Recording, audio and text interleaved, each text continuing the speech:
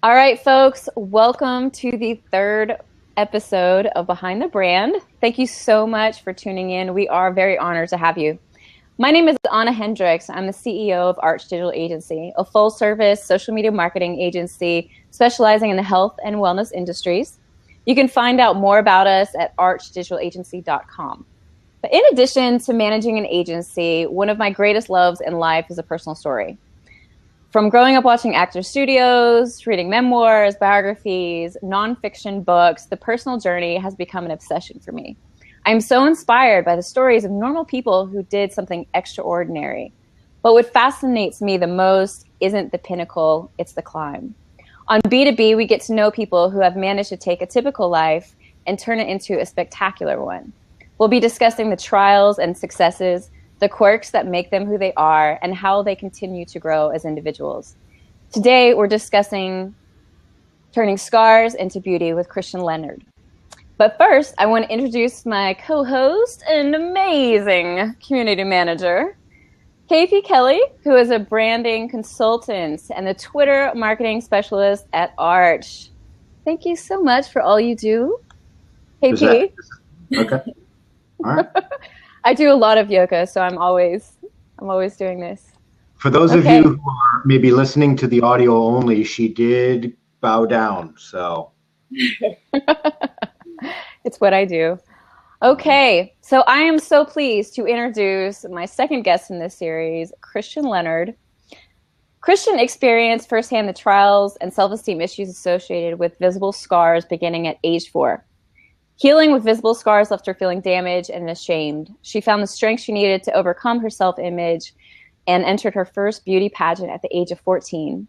Christian began to volunteer in her community and search for a platform that she could resonate with. Thus, Shining Scars, her nonprofit, was born. Through healing campaigns for Shining Scars, Christian has used her personal experience as a way to reach out to others, helping them to feel proud of their imperfections, knowing that those scars and the stories of those scars help shape the beautiful person they have developed into. Christian has shared her vision and mission for Shining Scars at TEDx, Contagious Optimism Live, and Next Gen Summit. She is currently an anti-bullying speaker for iCubed Agency and will be featured in the Rise Above Tour 2016. She's also a part of the 2 Billion Under 20 community. Thank you so much for being here, Christian. Thank you for having me.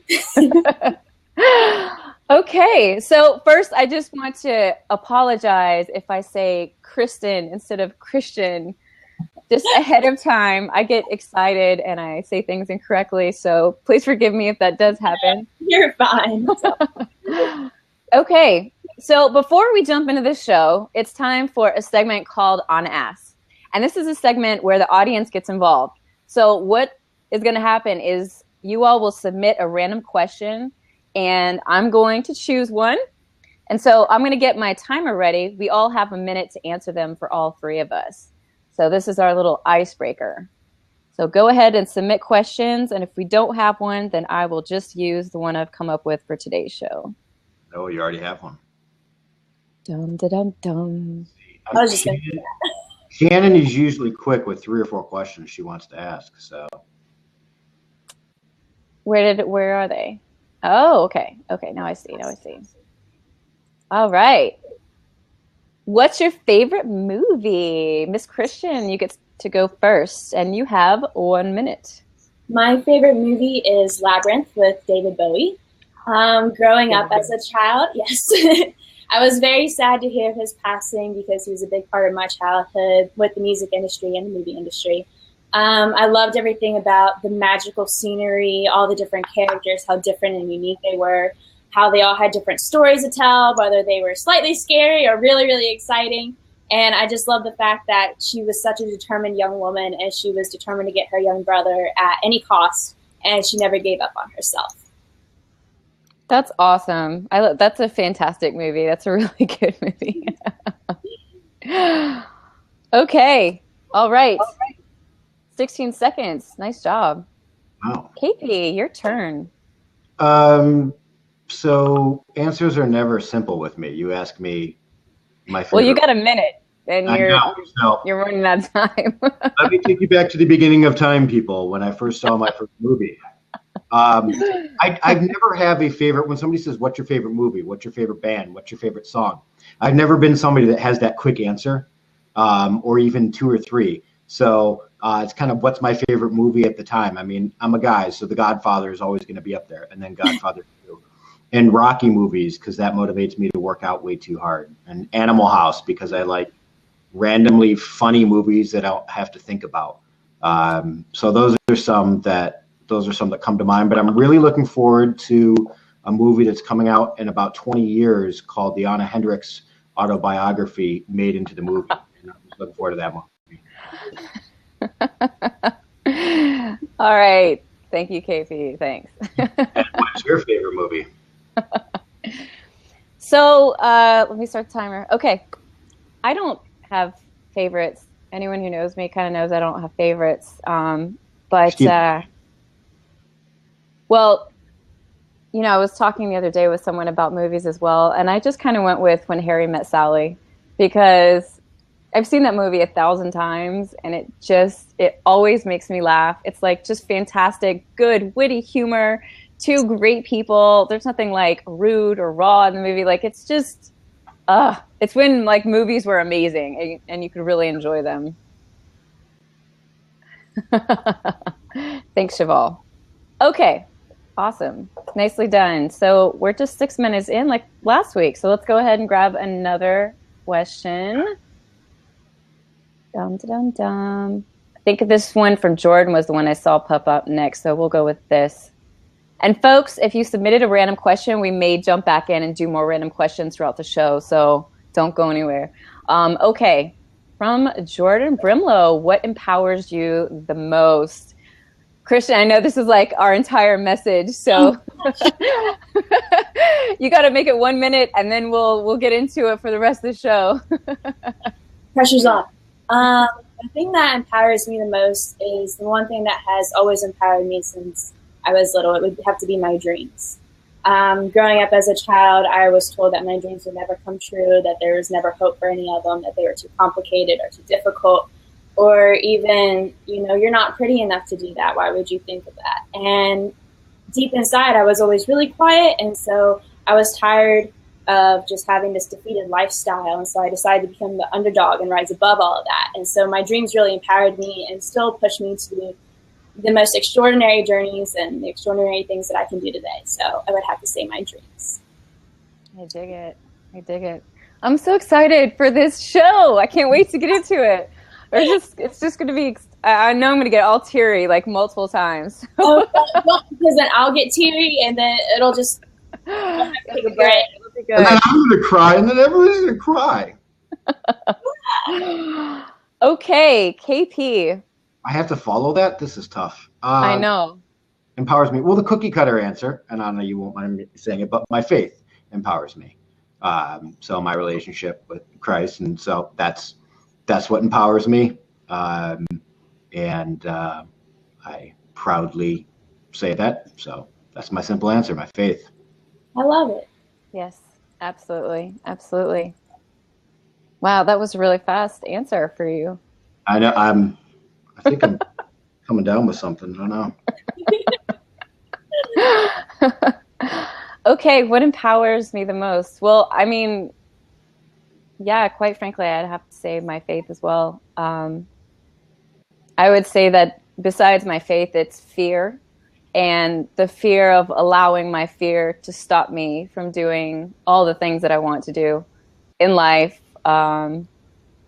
I definitely like attacking fear. I like going after things that make me afraid. I like walking into rooms that scare me. I started a blab show and I was so nervous to do it, but I'm like, I'm going to do it anyway because I really want to. So fear, you know, just the absence of fear, I should say, kicking it out. So, okay, awesome. So we've done 2 questions. We're going to go ahead and jump into this amazing show, which I'm so excited about. Okay. So, Miss Christian, what we're going to do first, what I'd like to do is just kind of talk with you currently about what you're doing and where you're at, and then we'll jump back into the journey part of your story. So talk to me about what it is you're doing right now with Shining Scars, your nonprofit. I know that you're getting ready to speak this year, those sorts of things. Talk to us about what you're doing right now. Well, I was just recently signed on to iCube Agency, which is very exciting, and so I'll be speaking. Oh, they're giving me little high fives. I'm very excited for that. All my talks will be based around anti-bullying, shining from within, learning who you are as a person. And I think that's very important to spread to young girls and teenagers across this country. I cannot express how grateful I am to be given this opportunity. It is a mind opener about how many great things are to come. And with Shining Scars, I am currently doing school visits and inter-school visits, libraries, things like that. Just really interacting with the kids, reading my children's book to them, hopefully getting donations for my nonprofit so I can continue to donate my book to the Children's Movement Over Hospitals across the nation, along with burn centers and cleft lip centers, and just really reaching out to all those children and teens who really need that support or really need that one person to tell them to keep pushing forward and that they can succeed in whatever they put their heart and their mind into. And you're also in college right now, right? Yes, I'm a freshman at West Virginia University. I was originally born in Clovis, New Mexico, and we moved to Clarksburg, West Virginia when I was still a baby. And so I've grown up in Clarksburg. I am currently 19. And I moved to Morgantown in my own apartment. I'm such a grown-up. And currently I'm studying TV broadcasting and journalism at the Reed College of Media. You're going to be fantastic with that. That's going to be great. I went to journalism school as well at Chapel Hill. So I loved it. Awesome. Okay. So let's kind of jump back all the way to the beginning. I know for folks who aren't familiar with your story, they're like, this book, what is she talking about? Okay, something about bullying. So your story, really originates out of the fact that you grew up with these scars and that these scars perpetuated all of this violent behavior towards you from your classmates, from kind of even your teachers, mental abuse, I would say. Talk to me, share your story with us, kind of go back to the beginning. All right, well, the very beginning, I was 4 years old, and I went to a daycare center, and like all children in daycare centers, you have accidents. Things kind of happen, and they're out of your hands, and what happened to me was I got kicked with a milk crate, and my upper lip was split open. And so I had to go to the hospital, and I got my first stitches the day before Thanksgiving. And I was very saddened that I didn't look the same, and I felt ugly without anyone even telling me this. Just looking at myself in the mirror for the first time and realizing, the next day my mom's going to want to take all these pictures, and I don't feel happy, I don't feel pretty, I don't feel in a festive mood. And I already had felt isolation within myself that very first day. And it just continued on. I went back to daycare, and the children would try to touch my stitches, but end up hitting me in the face, or they call me Stitch. They would trip me. They would whisper behind my back. It was just very heartbreaking for me at 4 years old in preschool. And I didn't really understand why they were doing this to me. I knew I looked different, and I hated that. Just because they hated it so much, or they made it such a big deal. And they wouldn't ask me questions about it. They would just say, oh, well, you just look hideous now. Like, what are you going to do about it? And so I decided from right then, I'm going to do everything in my power to change who I am for these people. And then I went to elementary school thinking that it was going to be a new change, kind of refresh. Nobody knew about the stitches that I had. This was a whole new group of kids. And then when I was 5, I had to have another surgery. And that left me with a 9-inch scar down my thigh. And that scar came from a lipoma growth, which is like a fatty tissue cyst. And doctors realized that it was going to stunt my growth, and it was going to cause issues later on. And so they decided to remove it. And what they didn't know is that it had wrapped itself around my bone and dug into my muscle. So it was a much longer procedure than they had expected. And so then the recovery time was a lot longer too. And I remember going to school wearing jeans to cover it, and I was hoping that no one would notice. But of course they did, because I had a limp. And so then they called me even more names. They would push me down the stairs repeatedly just because they didn't like who I was, and they thought that I was ugly. Go ahead. Sorry. Sorry. From that, they called me Frankenstein. I was never allowed to play with them at recess. They would always trip me or hit me in my leg when I walked past their desk, just to try to make my stitches pop and my stitches to bleed. And I never told anyone about what they were doing to me. I never told my parents. I never felt like I could trust anyone, because I truly felt that I was the only person in the world who was going through this experience. And little did I know that that was not the truth. And so I opted for a revision surgery to minimize my scar. And that was one of the most traumatic experiences of my life. They realized after they had already started the operation that I was allergic to local anesthetics, and they didn't work on my body. So I felt every cut, every stitch, and that really changed my mindset of how badly do I want to be accepted by my peers. And from that day forward, I decided that any scar that I was going to have from here on out, I'm never going to change it. I'm just going to leave it for what it is. I'll learn to accept it. I'll learn to accept who I am as a person. And somewhere deep down, I truly felt like I could accept myself until I went back to school and the bullying all started all over again. And I didn't have any friends. I think I had maybe one. And at first, she was my bully too. She was always there with the kids, making fun of me or saying little snide jokes. And I don't think children realize how bad they hurt people with their words. And I think teachers, they try to teach us to be nice, to be kind, to share, but they don't really teach us how to give positive comments, how to compliment someone. And I think that if that would have been taught in my school, then I think I wouldn't have been bullied as bad. And then in 5th grade, I had to have another surgery. I was diagnosed with a precancerous melanoma spot on my lower back, and that left me with a 7-inch scar. And I had to heal for 2 months during the summer by sleeping on my stomach on my floor. And I couldn't sit in the car. I couldn't brush my teeth right. It was just a whole big process. And it was during summer, so swimsuits, shorts, tank tops. It was my worst fear. I felt like I was in a nightmare.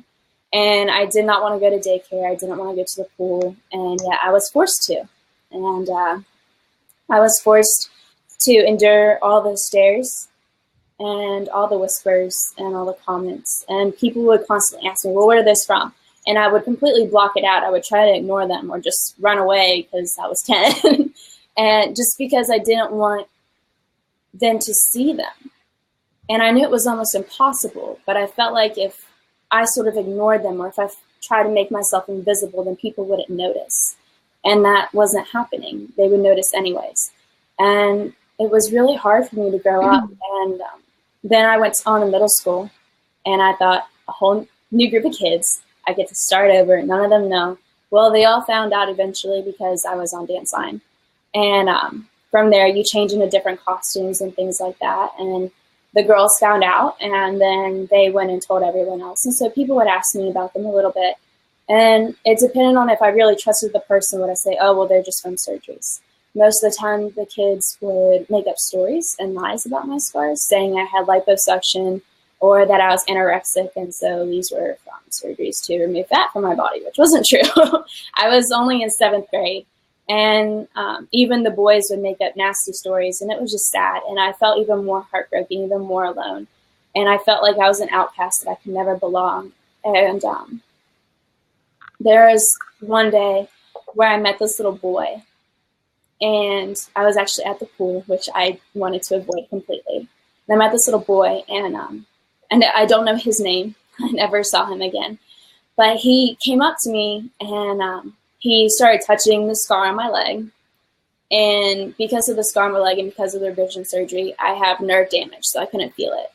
And then he turned and looked at the scar on my back. So I knew he had been watching me for a little while. And then he decided to show me his scar that he got from a surgery or an accident. And he just looked up at me and smiled. And I thought, if that little boy can come up to a total stranger and share his story, then I should have enough confidence within myself to like myself and to share my story with others. And so that day I went home, And I looked at myself in the mirror for the first time, and I called myself pretty. Not beautiful, not powerful, not confident, just pretty. And for 365 days, I told myself a lie in the mirror. Whether it was that I liked my hair or that I liked my braces. And for 365 days is how long it took me to believe in myself and to believe the words that I was speaking to myself. And from that moment forward, I decided that I didn't want any other child or any other teen to go through the pain, the bullying, the stares, the comments that I had gone through, just because they were different and just because they had a story. And they were too scared to share that story with others because they were afraid that it would make them weird or it would turn them into an either further outcasts or just that they wouldn't be accepted. And that's not the truth. Once I learned to share my story with others, I got this kind of reaction. People were always constantly coming up to me saying, I have this scar and this is how I got it. And it's so true how you say that. People shy away from their scars. They don't want people to know the stories behind them because they're embarrassed, because society has this ideal definition of perfection or what beauty is. And that's not what it is at all. And I think as society, we need to change that, because real beauty comes from who you are as a person, your dreams, your goals, your passions, your faith. It's who you are from the inside that really matters. It's not about the exterior canvas that you have. And that's how I like to think of my body now. I have a canvas and now it's painted on. And so I get to show these paintings to the entire world, and I'm so proud of them. And I'm proud of the stories that I have overcome and the obstacles and how strong I am today and how confident I am within myself. And so that's why I created Shining Scars, is for those people.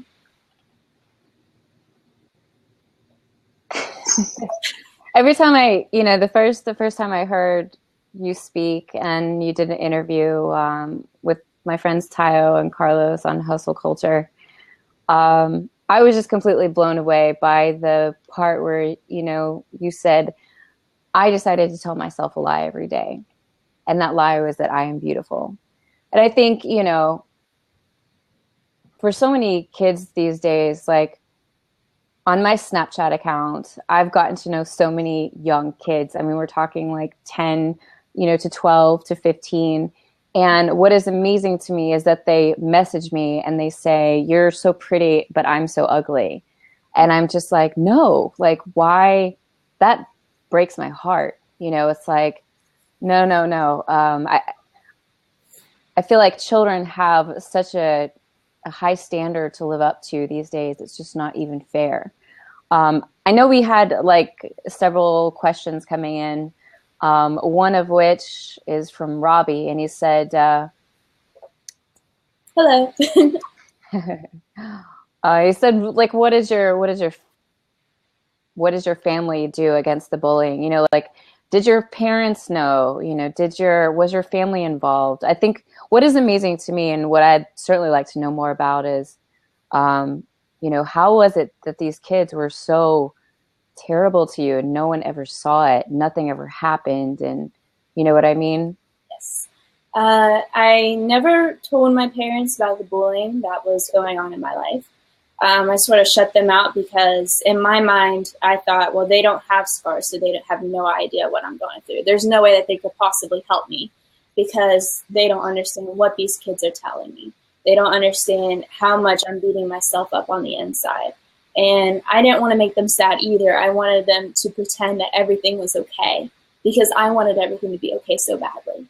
And even being at home, I would sometimes feel so ashamed with my mom pointing it out, or she'll ask me, how is your scar doing? Can I look at it? And I would feel ashamed to show my own mother. So no, I didn't tell them about any of that. It wasn't until I was about 13, 14, 15 that I really started confiding into my mother. And that's whenever I sort of let her know a little bit about what was going on. But it wasn't until like a year later, 2 years later, that I actually told her everything. And I explained to her why I wanted to have this platform, Shining Scars, why I wanted to write my children's book to help those children. And so since then, they've been able to support me with unconditional love. My mom, she travels with me everywhere, whether it's across the state or across the nation.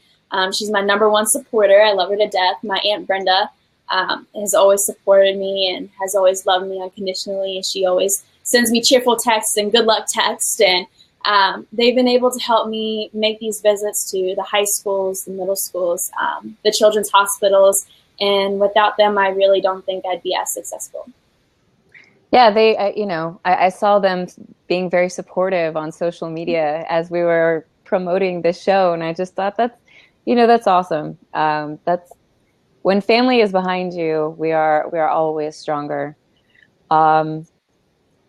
So I know that there was a turning point at one point on your timeline in terms of, when a beauty queen walked into your classroom and kind of made you believe that you could do something against all odds. Tell us about that.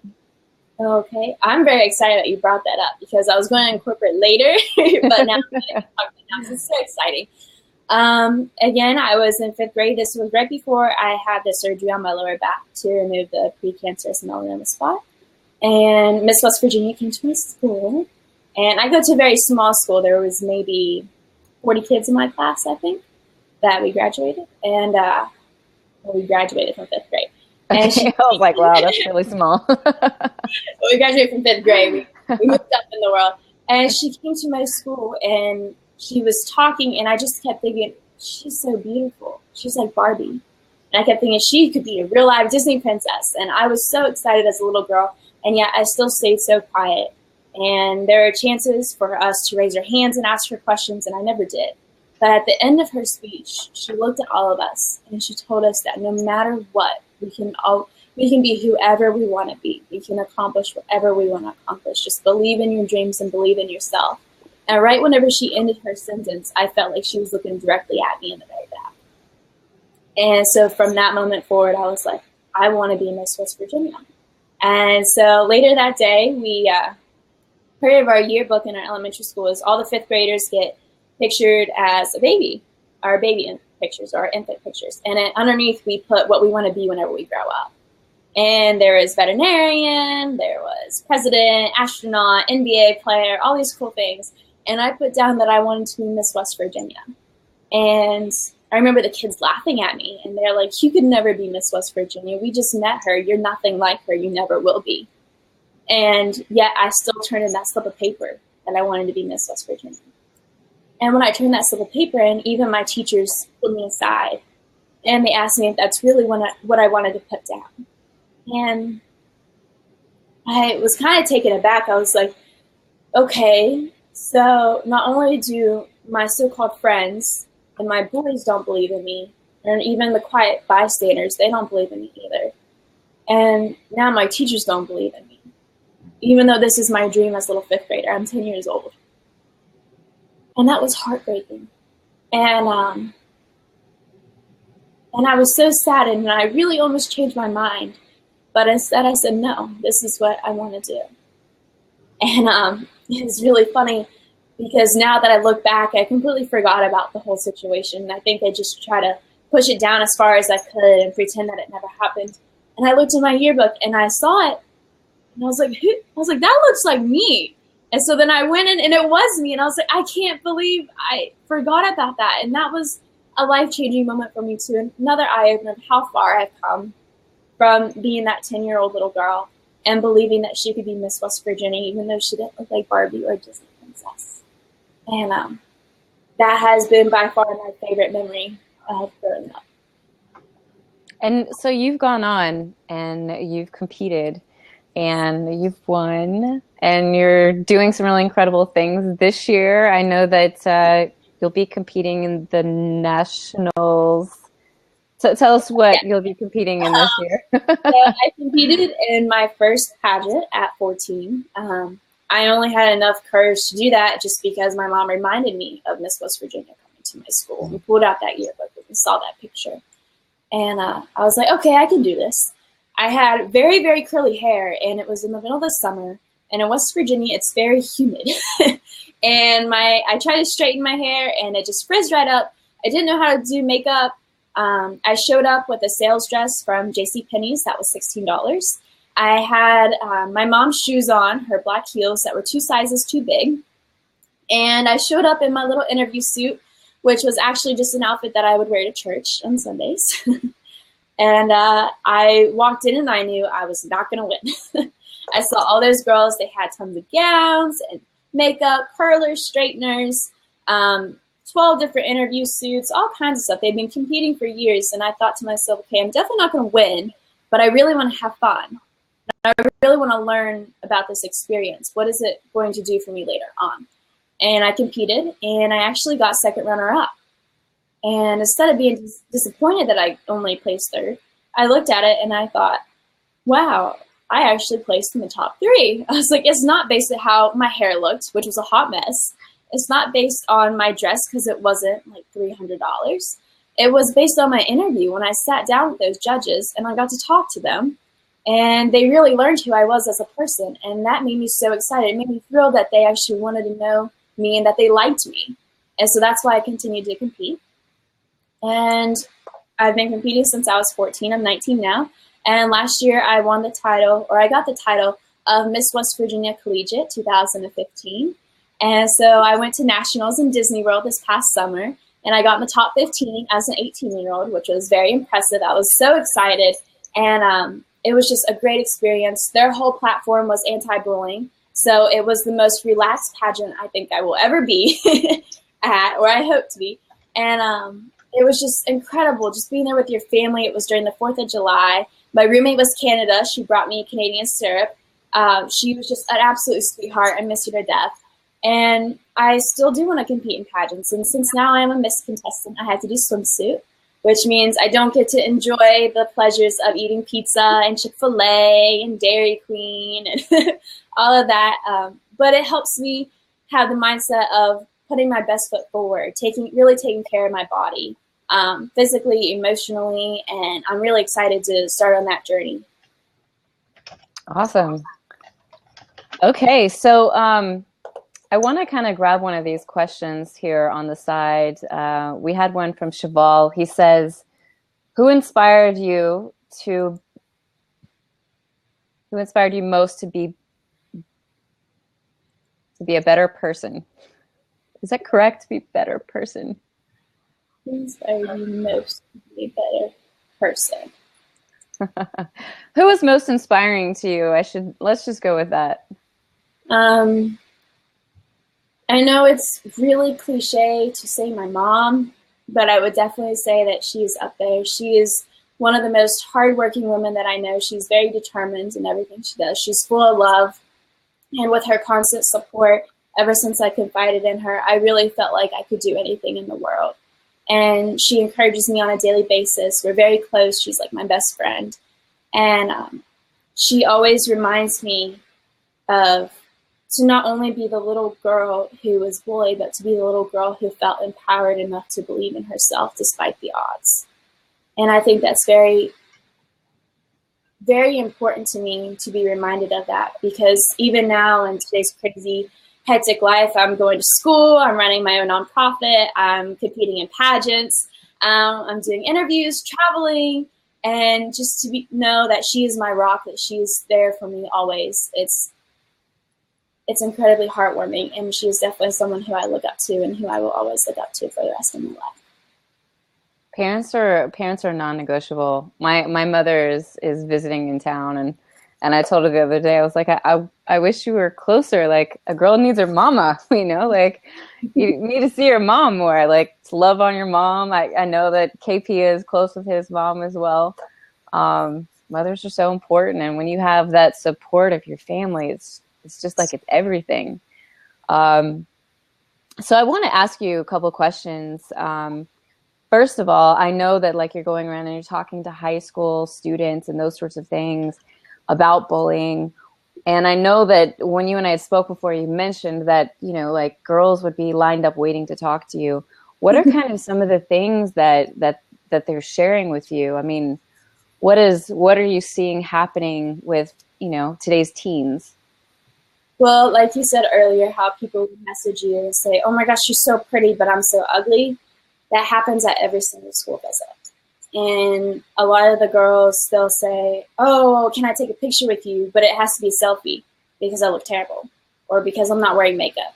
or just because you're so gorgeous, I can't. And there was actually one little girl, it broke my heart because I took a picture with her and she did it on Snapchat and she covered her face with an emoji just because she didn't want others to compare her to me. And that broke my heart. My message is to have girls to feel empowered, to love who you are as a person, to really accept who you are, flaws and all. It doesn't matter if you are scarred emotionally or physically, that you can do whatever you put your mind to. And you don't have to be society's definition of beauty, whether it's you're dyeing your hair gray or you have a thigh gap one year and the next year you have to have a big old bum, which can somewhat be possible and others not so much. Or having six-pack abs and knowing how to contour your face perfectly. And that's not what it is at all. I want them to know that they're beautiful without the makeup, without getting their hair done, without the contour lines and things like that. I want them to know that their beauty shines from within. And as soon as they realize that, then others around them are going to realize that too. And that's so what is it? Go ahead. Go ahead. And that's what happened to me whenever I decided from here on out, I'm just going to accept who I am as a person. And I'm going to block out all the negative things that people say or that people may be thinking. And then others decided to come up to me and say, oh, well, you're actually really cool. I just thought you were kind of quiet and stuck up. And I was like, no, I'm completely intimidated by you right now. And I can't believe you're talking to me. But hi, it's nice to meet you. And I would introduce them to myself, and I would just share a little bit about myself, and whether it was that I was really into Twilight books right then, or that I was so excited to go to this dance camp, and people really loved who I was on the outside. And trust me, I did not look that good on the outside even back then. Well, you know what? I have to, when I was in high school, and I was in private school up until 8th grade, and then, I was in like this, I think 6th, 7th, and 8th grade was all one class, and there was like 5 of us in private school, so it was super small. So there were no cliques, there was no gossip. There was, we were like brothers and sisters. If someone got upset, like we'd have to just fight it out and get over it, because we were in a room all day with each other every day. So when I got into public school, all of a sudden it was like, I was supposed to be hanging out with certain people. I was supposed to talk to certain people, and girls would call me and, they'd be like, Anna, do you like so-and-so? And I would say, no, just being naive, just being honest. Like, it's not the end of the world. Like, we're just not the same person, like not even trying to be mean. And then it would be like the 3-way call, with the girl on the line cussing me out. And like, when Mean Girls came out, I was like, oh, that was so hard for me to watch. Cause that was like my life,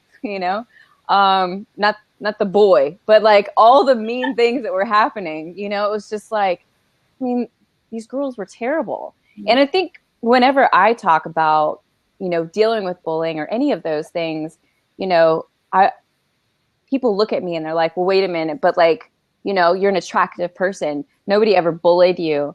Do you get that as well? Like, how do you deal with that? Because I'm sure that people say that to you pretty often. Yeah, a lot of people who, whether I'm going on a stage and talking to a bunch of people, or they sort of introduce me, like how you did about scars and things like that. And back whenever I was blonde, and I was doing one of my first talks in Boca Raton, and someone came up to me and asked me, well, do you actually have scars?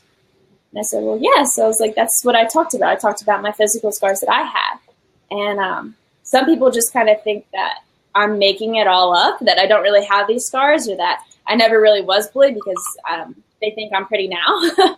And it's not the case. Even if you are pretty, people always find one thing that you're flawed at to them.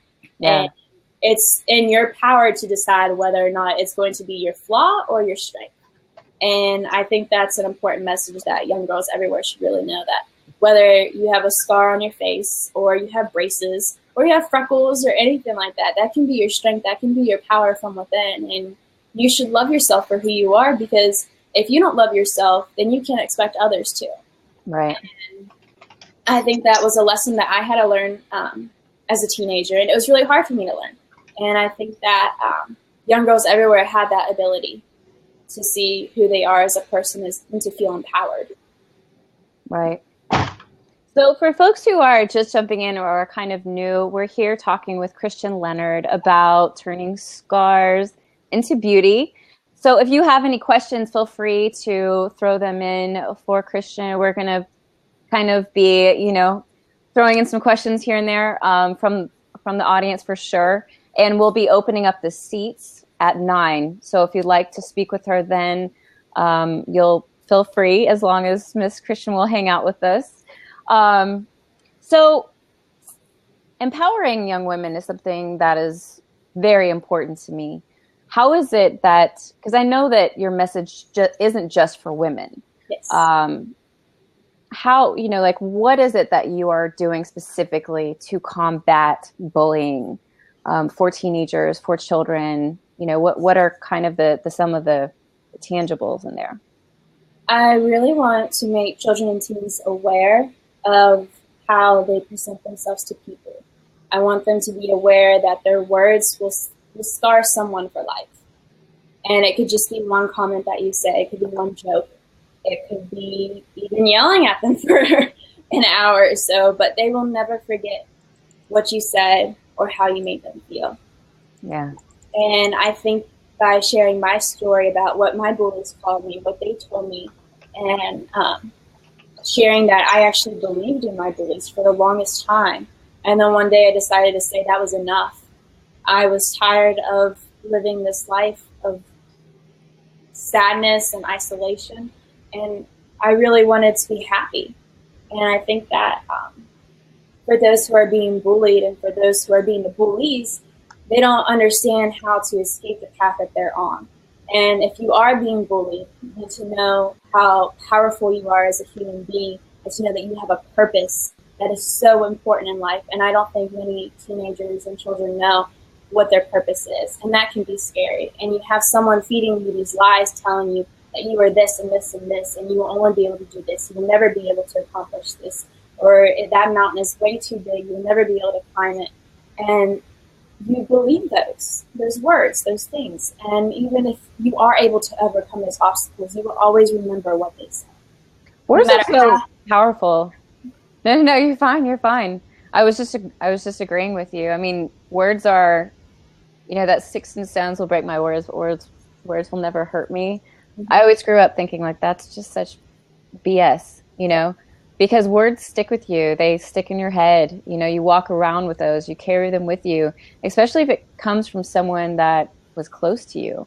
And it could be very, very, very damaging. I know I've been in arguments before where I had to walk out of it and just pray that I wouldn't remember what they said, so that I wouldn't, think back on it. So that wouldn't be like on a never-ending loop in my head for whatever amount of time, Sorry. No, go ahead. And I always believe, and I always want to tell the bullies that words will either make you or break you. They can either make a person or they can break a person. And the fact that you want to break someone down just to make yourself feel better, that is the ultimate sadness of this world. Yeah. And I feel like you can use your words to empower others. You can use them to encourage them and to help them go through all the obstacles that they may be facing. And it's true, you never know what they may be going through at home or at their job. And so even as adults, I think sometimes I see it around on campus. People don't really understand their slangs or their comments, that they're really hurting people. And they may not see it now, but when that person goes home, they're going to reflect on everything that you've told them, everything that they've gone through that day. Yeah. And either going to make them so happy they can't wait to wake up the next morning and go out and see their friends and go to classes and be successful in life, or it can really damage who they are as a person and who they feel they are as a person when they look into the mirror. And so I want them to be really aware of the words that they're using, how they're reacting to people and their stories, or reacting to differences that people may have today. And I feel like I'm able to do that by sharing my story about my physical scars, because everyone has a scar, whether it's physical or emotional. And I feel like encouraging those who are scarred emotionally is one of the greatest things I will ever be able to do. It is one of the things that I'll be most proud of in my life. Yeah, I completely agree. I completely agree. I think that, I mean, you know, even now as an adult, whenever I see, like I was just at a yoga training, and there were all of these people. We were all in at tables and in chairs, and there was like this one girl, and she obviously like was alone and didn't have, and like I had to like go and get her and bring her to my table because it was like high school all over again. It's like I know what it's like to be that girl, and I didn't want her to feel like she didn't have somewhere to sit. You know what I mean? It's like we have to look out for each other. And I wish that more, kids were able, and honestly, this is such an adult issue too. Adults bully each other as well. It's not just kids. I think bullying is something that is really kind of becoming like an epidemic in our society because we've got all of these new channels to, from which it can go through with social media. I mean, it's coming at all ends. It's not just kids. Unfortunately, I think kids are definitely more susceptible to really being molded by those words, but it's painful nonetheless for adults. I see it pretty often. Miss Shannon asked a question: are there male speakers on the tour? Will there be opportunities to separate the audience by gender? Yes, there will be male speakers. One of them, he spoke back in November. He's a friend of mine that I met this summer at the Next Gen Summit, and his name is Roberto Blake. And he was able to speak, and he is an incredible human being. He has gone through many obstacles in life, and now he's able to run his own business, and he's so confident in his work, and he's very inspiring, and he has this creative imagination, and it's just really great. And it's really great to have him on the tour. Also, Tony Scruggs, and he is a very inspirational person with his book that I've been able to read. I love it. He's just a very encouraging person. He's always on social media constantly. He makes me smile. He makes my day. And there's just everybody on the tour is so incredible, and it just makes my heart so happy that there's so many of us who are wanting to make a difference in the world. And I'm so excited to be on this journey with them, and I hope to meet a lot of them on the tour. So y'all are going on tour. Where will you be speaking at on the tour? Right now, I'm not sure. They still haven't announced the whereabouts and the dates yet, at least for the 2016 tour. So I'm still waiting on that, and I'm very excited. I wait every single day and always check my email, or just to see if anyone else has seen when it starts and when the first stop is. But I'm very excited. Yeah, I bet. So let me ask you, if you were to, what would your message be for teenagers, for kids these days? What is it that you want to say to them? Well, if any of you are teenagers who are watching this right now, or even kids with your parents, my message to you is to not be afraid of who you are as a person, because that is a major obstacle that we all face. We're always scared of what others are going to think of us. We're always scared about their opinions. And we're even scared of our own thoughts about ourselves, whether or not we think that we're pretty that day, or if our clothes are cool enough or expensive enough. And I want you to look at yourself in the mirror, and I want you to tell yourself a compliment or tell yourself a lie if that's what it is right now. And I want you to wake up every day and look at yourself in that mirror and give yourself one compliment, whether it's like how I did. I called myself pretty for the first time, and I was 14 years old. And I want you to tell yourself, I'm going to ace this test. I'm going to get my driver's license today. I'm going to do something incredible. I'm going to get my ears pierced. I love the way my braces are, the different color rubber bands. I love my freckles today. I think I aced my winged eyeliner today. Anything you want it to be. And I want you to look at yourself in the mirror and give yourself encouragement, give yourself empowerment, because it all starts with you. You have that one spark that can turn into a flame, and it can truly shine from within of who you are as a person. I want others to know you. I want others to know your stories, your backgrounds, your successes and your failures. I want them to know all the trials and all the obstacles that you've gone through, because it shows how strong you are as a person. I want them to know how much character you've built from your life so far. I want them to know that you really accept who you are as a person, or even halfway accept who you are, because you're on the road and you're on the journey to fully accept who you are and accept anything that's coming your way. And I want you to show them that you have risen above so many stigmas that society has labeled you. I want you to show them that all the stigmas, whether it's physical scars or, you don't fit into a clique, or you're not popular, anything that you can think of that you feel like you're an outcast to, I want you to know that's not true. And I want you to believe in yourself and to know that you can shine bright no matter what you do. And I want you to believe in your dreams ultimately. I just wish I'm so honored to have you on the show, because teenagers really need to be inspired by other teenagers, by other young people, by other people who've dealt with things, who've come through, you're only 19 years old.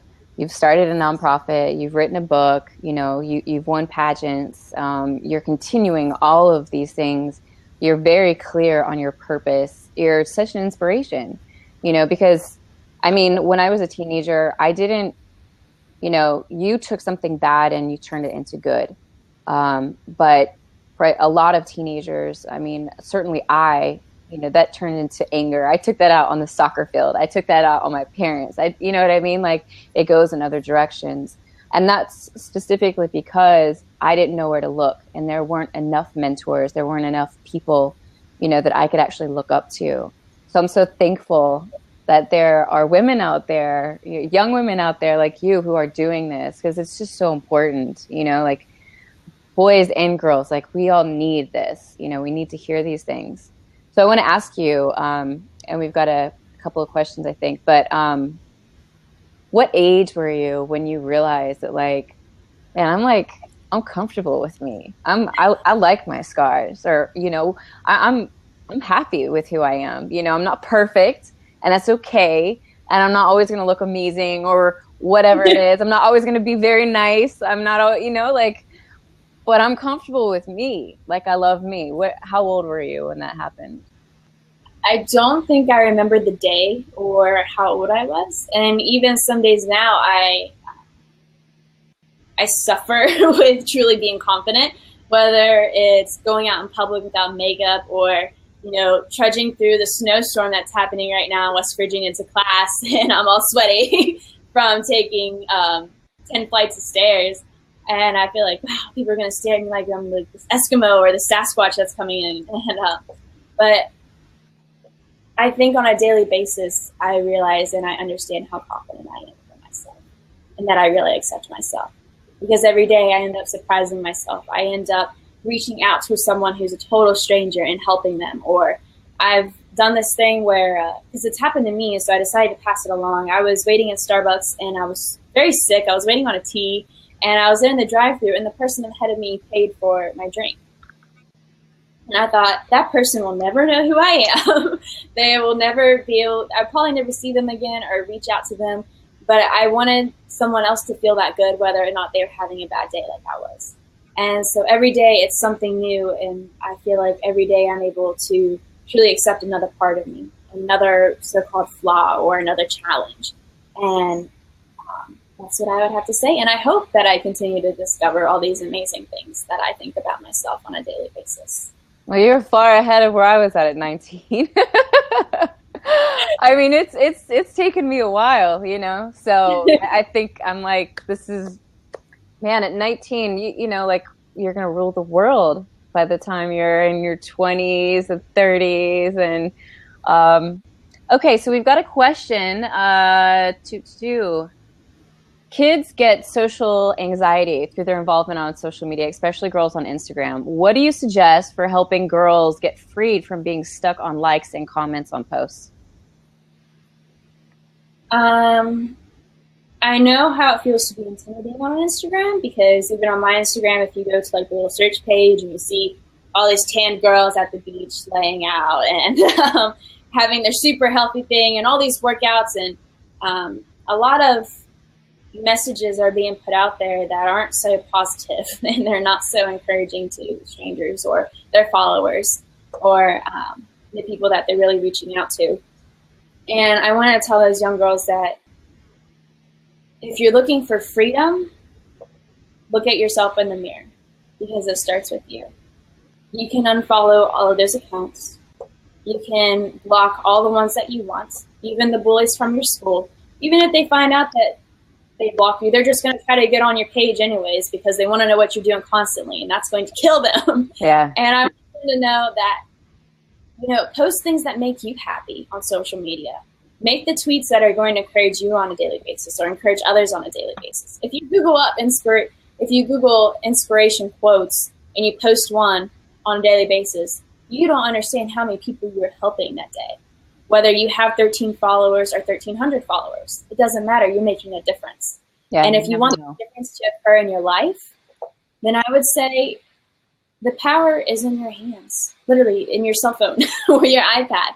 You can unfollow all those accounts. You can post encouragement things. You can even follow encouraging pages who don't judge others. They're constantly supporting other people, giving them shout outs. There's so many different accounts and there's so many people out there who are wanting to help you succeed in life, even though you're a total stranger. And I encourage you to find those people and to not be held back from your peers because you don't follow a certain celebrity or like a athlete or anything like that, and how they're constantly posting, I only eat this, I'm a gluten-free, dairy-free, caffeine-free, all these certain diets.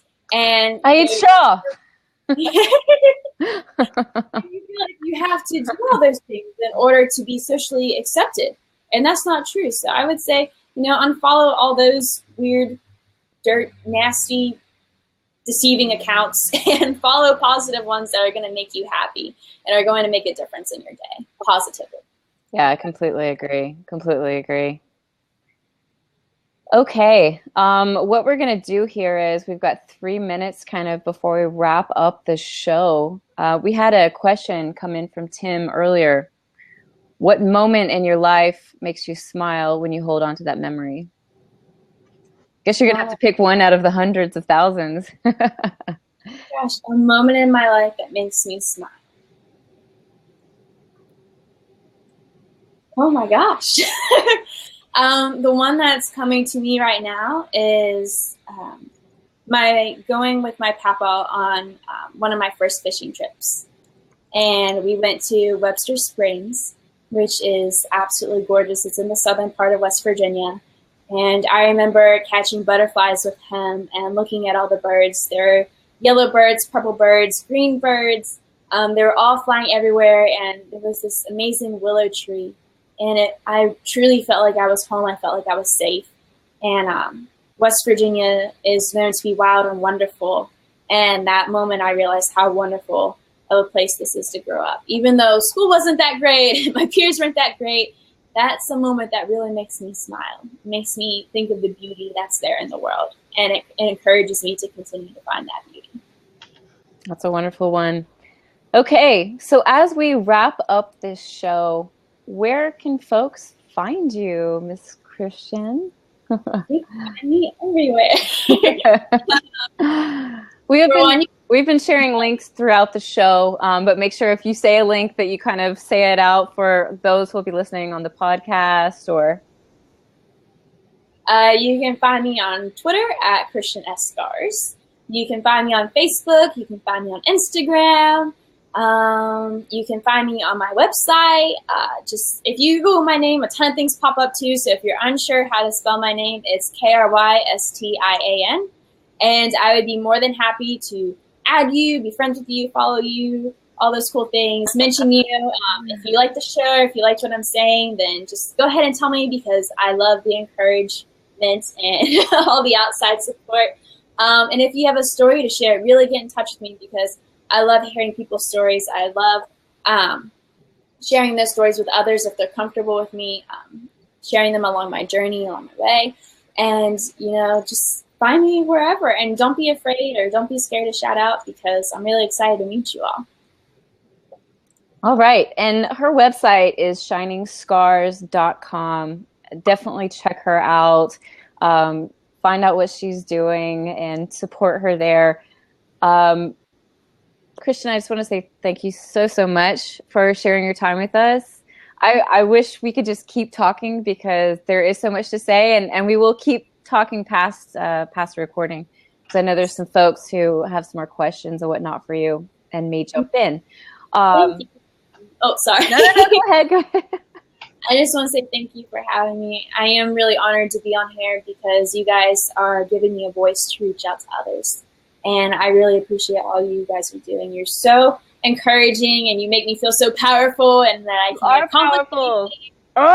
Powerful woman. And I just love everything that you guys are doing. I know everyone on here loves what you all are doing. It's incredible. They all really believe in everything that you're putting out there, and I believe that you're putting out nothing but positivity into the world, and I'm really grateful for that. Absolutely. No, it is an honor.